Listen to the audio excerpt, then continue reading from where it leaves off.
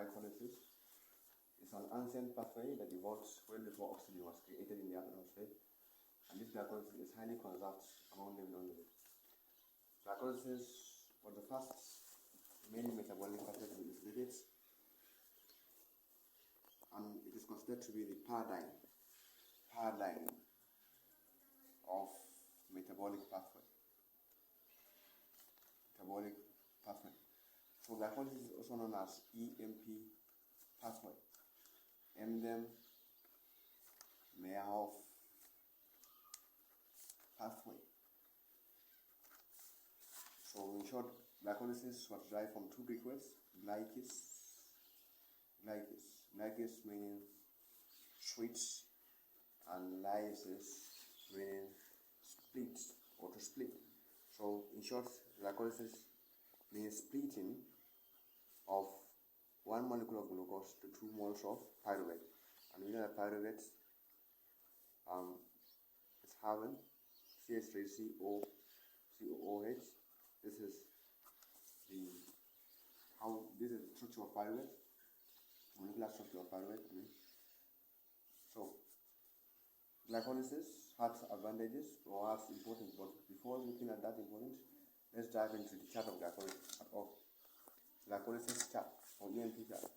So first you may have an acronym or a mnemonic for memorizing how glycolysis is all about, the structure or the pathway of glycolysis. But before then, let us dive into it. So first of all, you have glucose. Then the next substrate is glucose 6-phosphate. Then you have fructose 6-phosphate. The next substrate in glycolysis is fructose 1,6-diphosphate. And this phosphate was split into two substrates, dihydroxyacetone phosphate, also known as this, and this is glyceraldehyde, 3-phosphate. So next, this glyceraldehyde will continue, glyceraldehyde 3-phosphate to 1,3-diphosphoglysrate, and phosphoglycerate. The next substrate, 3-phosphoglycerate, 3-phosphoglycerate. The next 2-phosphoglycerate, phosphoenol pyruvate, also known as this, PEP, and then the last is pyruvate. So, and here, it's 1 ATP is not? Yes, this is ATP, this is ADP, this is the enzyme, and the enzyme is 2 enzymes are here. There's a kinase. Here, glucokinase in the liver, in case of liver, then 1 ATP is 0. So at first state, 1 ATP is 0. So the second one, the enzyme is, the name of the enzyme is phosphoglucose isomerase or glucose phosphate isomerase. Yes. So the next, another ATP is 0 at this stage. ATP, ADP, the enzyme's name is phosphofructokinase or kinase. This is the most important regulatory step in glycolysis. And this arrow, fourth arrow, this enzyme is aldoles. Here we have triose, phosphates, isomers. Though this is not part of glycolysis pathway, then here you have this. There's an arrowhead, there's an arrowhead, and there's an upward arrowhead also. Here you have 3 ATPs are produced. This is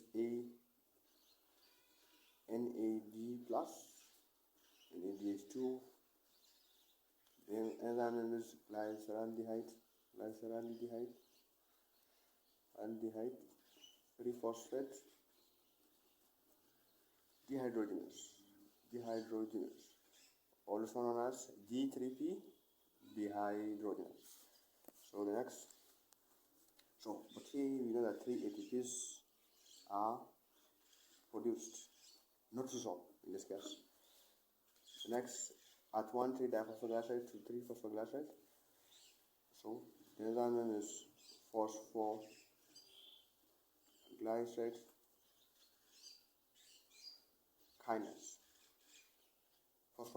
kinase. Here the enzyme name is This phosphoglycerate kinase. 3 ATPs are produced here, and then but here at this phosphoglycerate kinase there is an enzyme. There is production of 1 ATP also. ADP plus ATP. So 1 ATP is produced. So here we have phosphoglycerate mutase. Here we have phosphopyruvate hydrates. And here the last, from phosphoenol pyruvate to pyruvate, 1 ATP is produced also. So, and this enzyme is pyruvate kinase.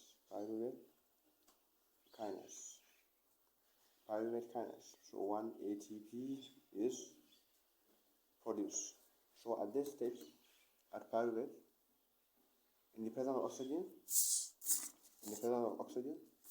pyruvate will be converted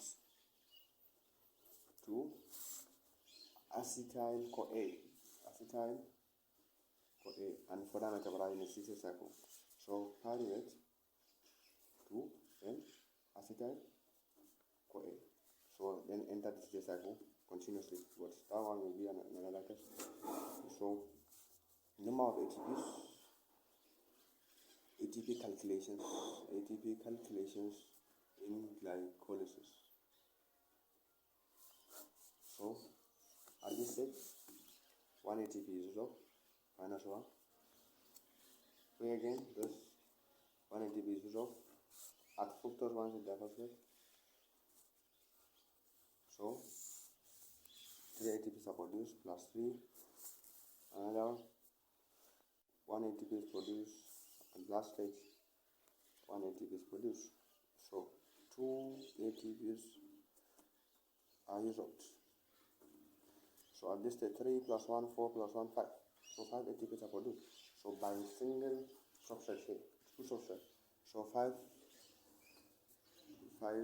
ATPs are produced by, let's say, D-hydroxyacetylene phosphate.